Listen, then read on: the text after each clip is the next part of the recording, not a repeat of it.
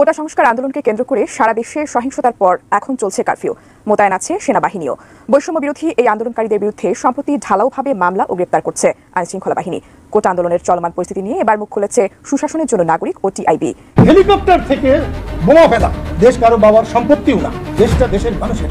যারা সবচেয়ে ব্যর্থ তারাই কারফিউ দেয় দেশে। কোটা আন্দোলনের সহিংসতার রেশ এখনো কাটেনি। দেশে বিদেশে চলছে আলোচনার সমালোচনার ঝড়। সারা দেশে এলাকা ভাগ করে ব্লক রেড চালানো হচ্ছে। আপনারা জানেন, সারা সেই অভিযানের মাধ্যমে গত কয়েকদিনের সহিংসতায় যেমন যারা সন্দেহজনক আসামি তাদেরকে যেমন ধরা হচ্ছে, আবার অনেক নিরীহ মানুষও এর মধ্যে আটক হচ্ছে। সম্মানিত দর্শক, আসসালামু আলাইকুম।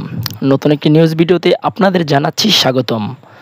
আজকের এই ভিডিওটি কেমন হতে চলেছে আপনারা ইতিমধ্যে কিন্তু ভিডিওর অংশবিশেষ এবং শিরোনাম দেখেই বুঝে গিয়েছেন আজকের এই ভিডিওটা কতটা গুরুত্বপূর্ণ হতে চলেছে।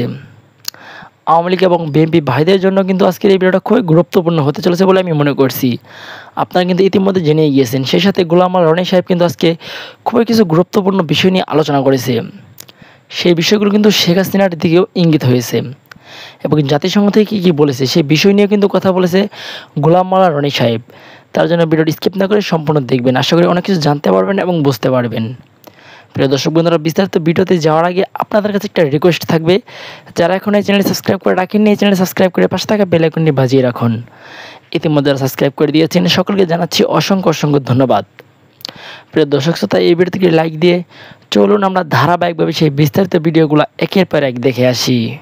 কোটা সংস্কার আন্দোলনকে কেন্দ্র করে সারা দেশে সহিংসতার পর এখন চলছে কারফিউ। মোতায়েন আছে সেনাবাহিনীও। বৈষম্য বিরোধী এই আন্দোলনকারীদের বিরুদ্ধে সম্প্রতি ঢালাওভাবে মামলা ও গ্রেপ্তার করছে আইনশৃঙ্খলা বাহিনী। কোটা আন্দোলনের চলমান পরিস্থিতি নিয়ে এবার মুখ খুলেছে সুশাসনের জন্য নাগরিক ও টিআইবি। কি বললেন তারা, জানাচ্ছেন শেখ ফরিদ। কোটা সংস্কার আন্দোলন ঘিরে ঢালাওভাবে মামলা ও গ্রেপ্তার বন্ধের বিষয়ে এবার কথা বলেছে সুশাসনের জন্য নাগরিক বা সুজন ও ট্রান্সপারেন্সি ইন্টারন্যাশনাল বাংলাদেশ বা টিআইবি। এই সময় নিরপেক্ষ ব্যক্তি ও বিশেষজ্ঞদের নিয়ে একটি কমিশন গঠন করে প্রত্যেকটি হত্যার নিরপেক্ষ ও নির্মোহ তদন্ত করা এবং দোষী ব্যক্তিদের বিরুদ্ধে যথাযথ আইনি পদক্ষেপ ও শাস্তিমূলক ব্যবস্থা গ্রহণের দাবি জানিয়েছে সুজন।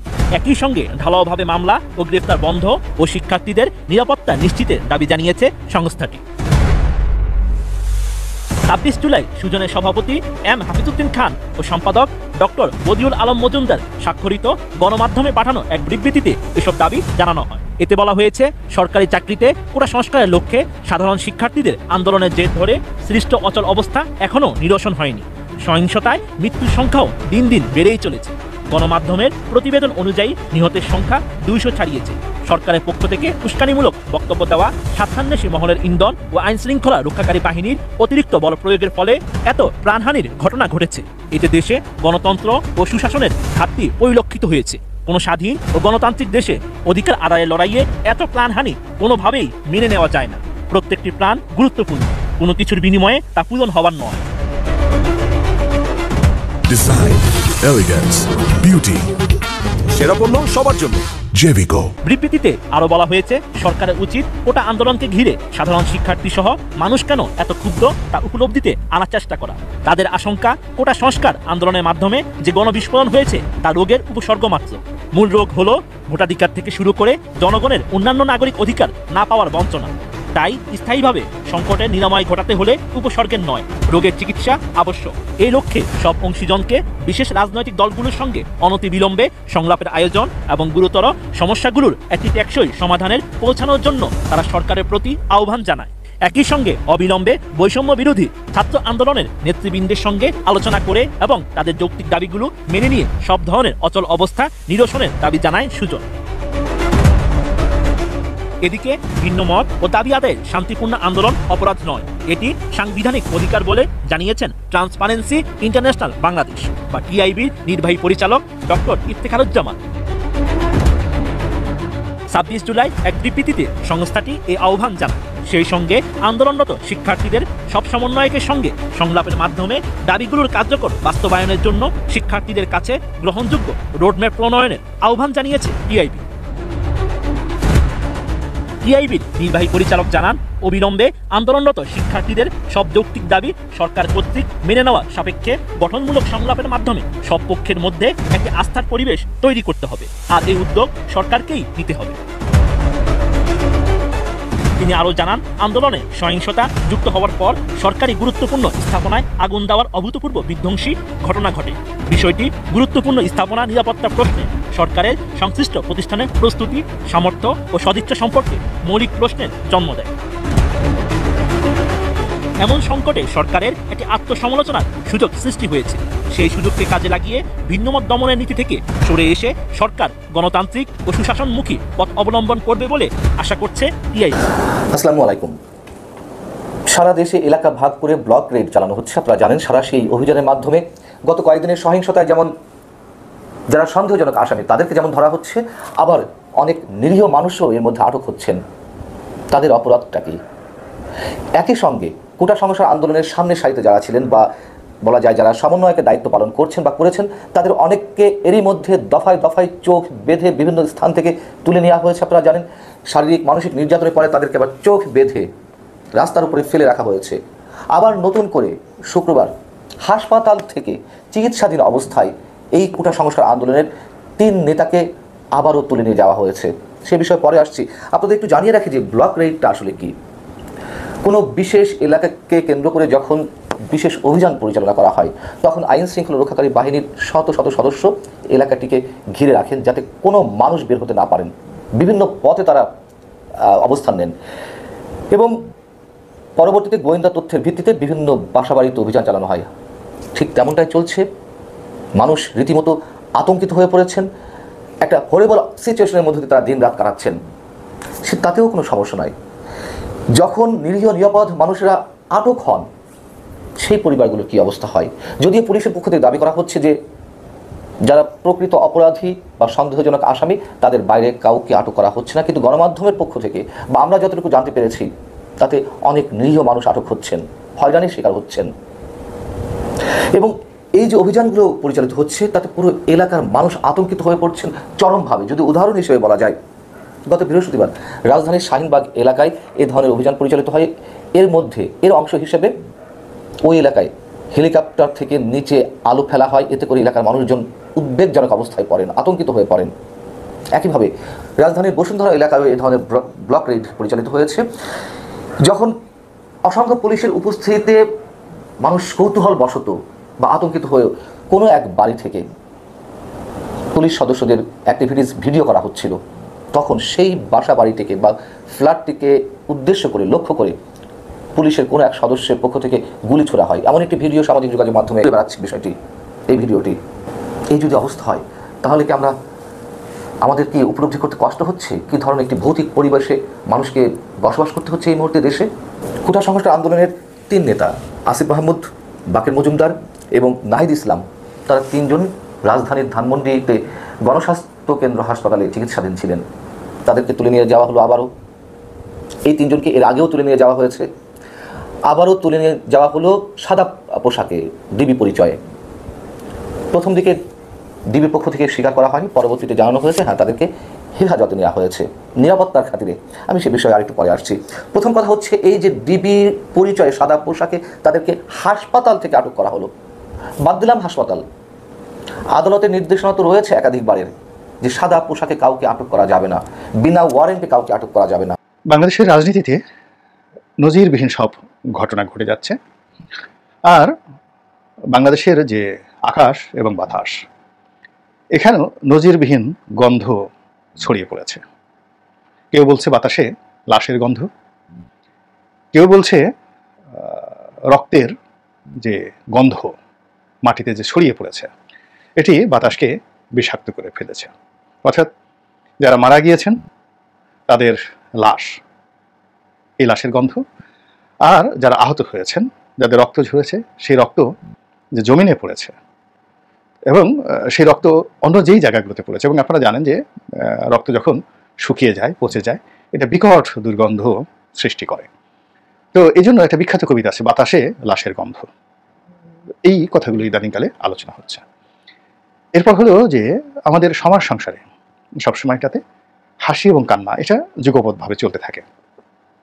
কেউ হাসে, কেউ কাঁদে, এবং এটাই পৃথিবীর একটা চিরাচরিত যে balance of society, balance of the state এবং balance of human art and culture. এক পক্ষ কাঁদবে আর এক পক্ষ হাসবে। কিন্তু কিয়ামত যখন হবে, মানে কোনো একটা জিনিসের যখন অন্তিম পর্যায়ে চলে আসে, তখন সবাই সম আচরণ করে। মানে যারা কাঁদে সবাই কাঁদবে, যখন যারা হাসবে তারা সবাই হাসবে, যারা মাতাল হবে তারা সবাই মাতালের মতো কর্মকাণ্ড করতে থাকবে। অন্তিম সময় যখন এসে যায়, তো সেই কিয়ামতে কিছু আলামত কিন্তু এই পৃথিবীতে হয়, কখনো কোনো পরিবারে, কোনো ব্যক্তির জীবনে, এবং কখনো সমাজে, কিংবা একেবারে পুরো রাষ্ট্রে, যখন সমস্ত মানুষ একসাথে হাসে এবং একসাথে কাঁদে। যেমন আমাদের মহান মুক্তিযুদ্ধের পরে যখন আমরা 16 ডিসেম্বর আমরা বিজয় লাভ করেছিলাম, তখন আমাদের যে 9 মাসের কান্না, সেই কান্না হাসিতে পরিণত হয়েছিল। আমরা সবাই হেসেছিলাম। খুব অল্প যারা ক্ষতিগ্রস্ত লোক তাদের কান্না ছিল, কিন্তু ও কান্না আমাদের সামনে আসে, আমরা হেসেছিলাম। আবার যখন 1971 সনের 25শে মার্চ, 26শে মার্চ, 27শে মার্চ, 28শে মার্চ, এপ্রিল মাস, আমাদের বাংলাদেশের কেউ হাসেনি, সে আমরা সবাই কেঁদেছি, সবাই ভয় পেয়েছি। তদ্রূপ 2024 সনের এই জুলাই মাসের শেষ সপ্তাহে আমরা সবাই ভীত সন্ত্রস্ত, সবাই চিন্তিত এবং সবাই কাঁদছি। এবং এর মধ্যে যার কান্না সবচেয়ে বেশি এই মুহূর্তে আলোচিত হচ্ছে, সমালোচিত হচ্ছে এবং আরও অনেক কিছু হচ্ছে, যেটিকে ইংরেজিতে বলা হয় ট্রল। তিনি প্রধানমন্ত্রী শেখ হাসিনা, যিনি এখন প্রায় 80 বছর তার বয়স। তো তিনি কাঁদছেন, গত কয়েকদিন ধরে অনবরত কাঁদছেন। তিনি প্রথম কাঁদলেন সেই মেট্রো রেলের যে ধ্বংসলীলা, সেটি তিনি দেখতে গিয়েছিলেন। ও দৃশ্য দেখে তিনি আবেগ রাখতে পারলেন না, তিনি কাঁদলেন এবং অনেক কথা বললেন। তার যারা বিরোধী পক্ষ তারা ট্রল করলো যে এটা কি ধরনের কথা। তিনি সেই সহায় সম্পত্তি, তাও রাষ্ট্রের, এটি গেছে, এটি দেখে তিনি কাঁদছেন, এত মানুষগুলোর যে প্রাণ গেল, এটা নিয়ে তো তিনি কাঁদলেন না, ভালো কথা। এরপর তিনি বাংলাদেশ টেলিভিশনের যে ভবন, ক্ষতিগ্রস্ত ভবন, এটি দেখতে গেলেন, সেখানে তিনি আর এক দফা কাঁদলেন। তখনও লোকজন ট্রল করলো, তার এই কান্নায় কারোর প্রতি সহানুভূতি আসলো না। এরপর তিনি যে কোনো কারণে হোক ঢাকা মেডিকেলে এই আহত রোগীদের দেখতে গেলেন এবং সেই দেখার পরে তিনি কাঁদলেন। তখন সবাই বলার চেষ্টা করলো যে এই কান্না আর আগের কান্না এক নয়, এ হিউজ ডিফারেন্স। আগের যে কান্না তিনি কেঁদেছিলেন ওটা আবেগ আপ্লুত হয়ে, বা এই কান্নার অন্য ভাষা ছিল, কিন্তু ঢাকা মেডিকেলে যারা আহত তাদেরকে দেখে তিনি যে কেঁদেছেন, আগের কান্নাগুলোর সাথে মিল নেই, এক। 2 নম্বর হলো যে তিনি কেঁদেছেন বটে, কিন্তু যে কথাগুলো বলেছেন সেগুলো নিয়ে আবার ট্রল হচ্ছে। তিনি বলেছেন যে আমি কোনো মায়ের বুক খালি করতে চাই না, বা মায়ের বুক খালি হোক আমি এটি কখনো আশা করি না। এই কথাগুলো নিয়ে কিন্তু ভীষণ রকম সমালোচনা হচ্ছে।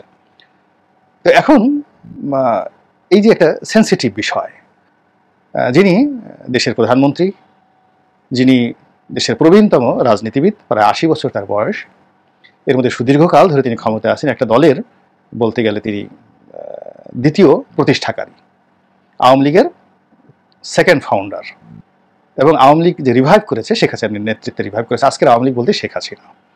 এবং তিনি সেই 1981 সন থেকে আজ পর্যন্ত তার জীবন, যৌবন, পরিবার সবকিছুই রাজনীতির জন্য দিয়েছেন, ভালো হোক মন্দ, কিন্তু তিনি দিয়েছেন, এতে কোনো সন্দেহ নেই, ভালো কথা।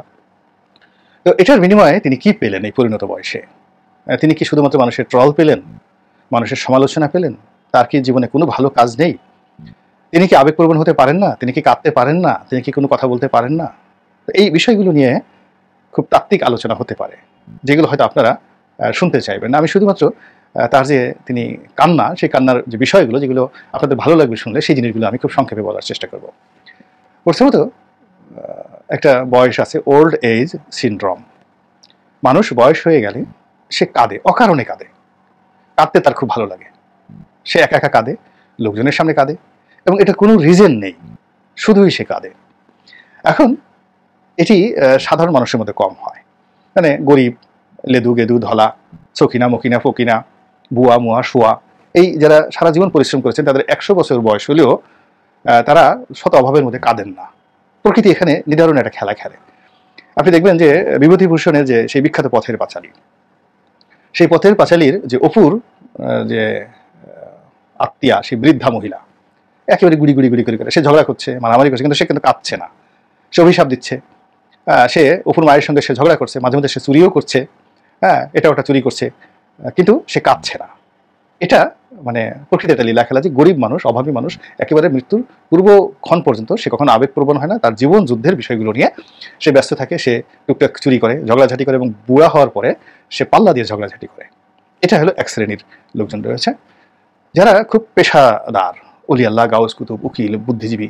তাদের বয়স যত বাড়ে ততই তাদের উজ্জ্বলতা বাড়তে থাকে, শ্রেষ্ঠত্ব বাড়তে থাকে, সৌন্দর্য বাড়তে থাকে। যেমন ধরুন বার্টন রাসেল, তার যৌবনকালের একটা ছবি দেখেন আপনার ভালো লাগবে না, কিন্তু একেবারে তার যে বৃদ্ধ বয়সের একটা ছবি দেখেন মনে হবে পা ধরে একটু সালাম করি।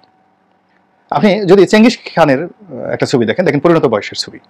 আকবরের যৌবনকালের একটা ছবি দেখেন, ভালো লাগবে না, পরিণত বয়সের ছবি। আওরঙ্গজেব 80 বছর বয়সের ছবি, নাও ইটস এ পোর্ট্রেট। মানে যারা সত্যিকার অর্থে জীবনে শুভ কর্ম করেছেন তারা বার্ধক্যে কাঁদেন না, বরং তাদের বার্ধক্য তাদের কাছে এতটা সম্মান, এতটা মর্যাদার এবং এতটা কমনীয়, এতটা মোহনীয় যে তাদেরকে দেখলে মানুষের অন্তর মানে ভরে যায়। যেমন আপনার যে নোবেল জয়ী আমাদের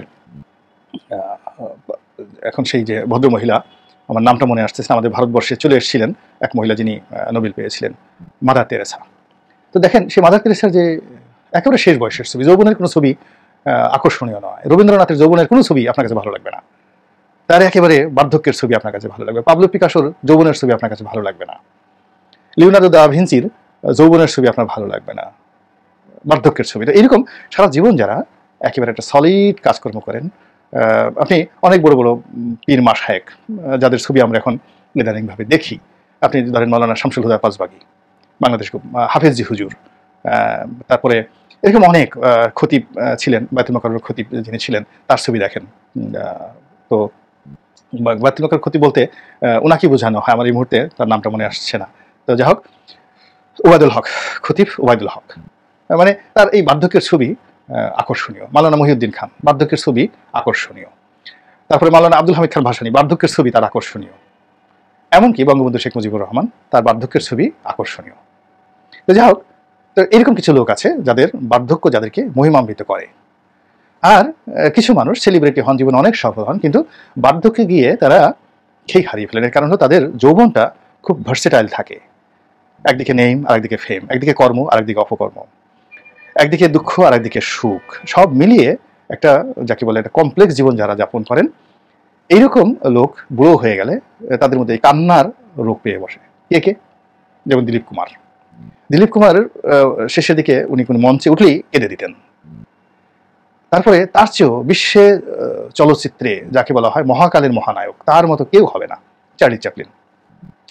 তো চার্লি চ্যাপলিনও তার সেই শেষ বয়সে তিনি অনবরত কাঁদতেন। কোন একটা মঞ্চে উঠছেন, হাসছেন, হাসতে হাসতে কেঁদে দিলেন। এখন মাননীয় প্রধানমন্ত্রী জননেত্রী শেখ হাসিনা, তিনি কাঁদছেন। তো তার এই কান্না কেন? তিনি কি বার্ধক্যজনিত কোনো কারণে কাঁদছেন, নাকি আবেগ আপ্লুত হয়ে তিনি কাঁদছেন, অন্তর থেকে তিনি কান্না করছেন? তার এই কান্নার মূল্য কতজনের কাছে আছে? এই কান্নার ঐতিহাসিক মূল্য কতটুকু? এই কান্নার আবেদন কতটুকু, নিবেদন কতটুকু? এই কান্নার ক্রিয়া কতটুকু, প্রতিক্রিয়া কতটুকু? এই কান্না নিয়ে আপনি কতটা সহানুভূতিশীল, কতটা অনুভূতিশীল, কতটা প্রতিক্রিয়াশীল? এই কান্না আপনাকে কি মেসেজ দিচ্ছে? এই কান্না দেখে আপনি নিজে নিজে কি চিন্তা করছেন? এটার উপরই প্রধানমন্ত্রীর সারা জীবনের যে কর্ম, সেই কর্মের প্রতিফল এবং সফলতা বা ব্যর্থতা এটি নির্ভর করছে। তো সবচেয়ে বড় কথা হলো তিনি কাঁদছেন, এবং এই কান্না করতে তাকে কেউ বাধ্য করার মতো বাংলাদেশে কেউ নেই, তাকে শিখিয়ে দেওয়ার মতো কেউ নেই। তিনি তার মতো করে কাঁদছেন, তার মতো করে যাচ্ছেন, তার মতো করে হাঁটছেন, তার মতো করে কথা বলছেন। তিনি এখন ক্ষমতার একেবারে সর্বোচ্চ পর্যায়ে তিনি রয়েছেন। এখনো পর্যন্ত সব কিছু মানে যেমন 10 হাতে বলা হয় যে তিনি নিয়ন্ত্রণ করেন, তার হাত দুটো এতে 10 হাতে নিয়ন্ত্রণ করেন বা 20 হাতে নিয়ন্ত্রণ করেন। তো 20 হাত বলতে যেই 10 হাত বলতে যেটি বোঝায় সেটা হলো যে মানুষের প্রতিটি আঙ্গুল, মানে 2 হাতে 10টি আঙ্গুল, এই 10টি আঙ্গুল যখন এক একটা আঙ্গুল যখন হাতের মতো কাজ করে তখন বলা হয় যে এই মানুষটি 10 হাতে কাজ করছে। এখন শেখ হাসিনার সবকিছু 10 হাতে কাজ করে। আর আপনি যদি কোনো ঐতিহাসিক যাকে বলে ম্যাথোলজির দিকে যান তাহলে বলা হয় যে দুর্গা দেবীর 10 হাত ছিল, সেই 10 হাতে মানে তিনি ওইভাবে 10 হাত দিয়ে একসাথে কাজকর্ম করেন। হোয়াট এভার এভরি, কিন্তু মূল ব্যাপার হলো একক ক্ষমতা বলে শেখ হাসিনা 10 হাত দিয়ে এখনও কাজ করে যাচ্ছেন, এবং সেই কাজের মধ্যে আবার তিনি কান্না করছেন। কেন কাঁদছেন এটি এই মুহূর্তে এর চেয়ে আর বেশি বলা সম্ভব নয়। অনাগত দিনে হয়তো যারা আমার চেয়ে জ্ঞানী আরও সুন্দর করে এই কান্না নিয়ে বলবেন, লিখবেন এবং আপনাদেরকে বোঝাবেন। আল্লাহ আমাদের সবাইকে হেদায়েত দান করুন এবং হেফাজত করুন। আসসালামু আলাইকুম। প্রিয় দেশবাসী, শুরু থেকে শেষ পর্যন্ত যারা এই ভিডিওটি দেখেছেন সকলকে জানাই অসংখ্য অসংখ্য ধন্যবাদ। যারা এরকম নিউজ ভিডিও পেতে পছন্দ করেন তারা অবশ্যই এই চ্যানেলটি সাবস্ক্রাইব করে পাশে থাকা বেল আইকনটি বাজিয়ে দিবেন। যারা এখন এই ভিডিওটি শেয়ার করেননি, এই ভিডিওটি দ্রুত শেয়ার করে সকলকে দেখার সুযোগ করে দিন। আজকের মতন এই পর্যন্ত, দেখা হচ্ছে পরবর্তী কোনো ভিডিও নিয়ে ইনশাল্লাহ।